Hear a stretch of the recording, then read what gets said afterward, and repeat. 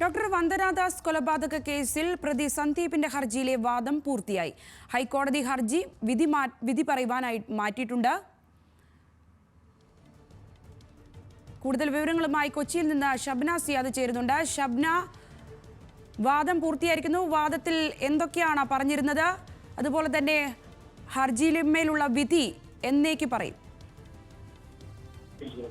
സംഗീത കൊട്ടാരക്കര താലൂക്ക് ആശുപത്രിയിലെ ഡോക്ടർ വന്ദനാദാസിനെ കൊലപ്പെടുത്തിയ കേസിലെ വിചാരണയിൽ നിന്ന് ഒഴിവാക്കണം, കുറ്റവിമുക്തനാക്കണം എന്നാവശ്യപ്പെട്ട് പ്രതി സന്ദീപ് നൽകിയ ഹർജിയിലാണ് ഹൈക്കോടതിയിൽ ഇന്ന് വാദം പൂർത്തിയായത്. പ്രധാനമായി ഉന്നയിക്കുന്നത് താൻ ഇത്തരത്തിൽ ഒരു സംഗതി ഒരു കൊലപാതക കുറ്റമാണ് ചുമത്തിയിട്ടുള്ളത്. അത്തരം ഒരു കുറ്റകൃത്യം നിലനിൽക്കില്ല. ഈ കേസിൽ വിചാരണ നടപടികളുടെ ഭാഗമായി കുറ്റപത്രം വായിച്ചു കേൾപ്പിക്കാനിരിക്കെയായിരുന്നു കഴിഞ്ഞ ദിവസം ഈ ഹൈക്കോടതി ഇതിന്റെ നടപടികൾ തടഞ്ഞത്.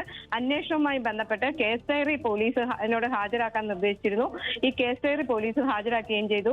സന്ദീപ് നൽകിയ വിടുതൽ ഹർജി കൊല്ലത്തെ വിചാരണ കോടതി തള്ളിയിരുന്നു. കേസ് കെട്ടിച്ചമച്ചതാണ്, അതുപോലെ കൊലപാതക കുറ്റം നിലനിൽക്കില്ല, അതുകൊണ്ട് തന്നെ കുറ്റവിമുക്തനാക്കണം എന്നാവശ്യപ്പെട്ടാണ് സന്ദീപ് കോടതിയെ സമീപിച്ചത്. ഇതിൽ ഇപ്പോൾ വാദം പൂർത്തിയാക്കി വിധി പറയാനിരിക്കെയാണ്. അടുത്ത ദിവസം തന്നെ ഈ കേസിൽ വിധി പറയും. ശരി ഷബ്ന. ഡോക്ടർ വന്ദനാദാസ് കൊലപാതക കേസിൽ പ്രതി സന്ദീപിന്റെ ഹർജിയിലെ വാദം പൂർത്തിയായിരിക്കുന്നു. ഹൈക്കോടതി ഹർജിമേലുള്ള വിധി പിന്നീട് പറയും. ഷബ്നയാണ് വിശദാംശങ്ങൾ നൽകിയത്.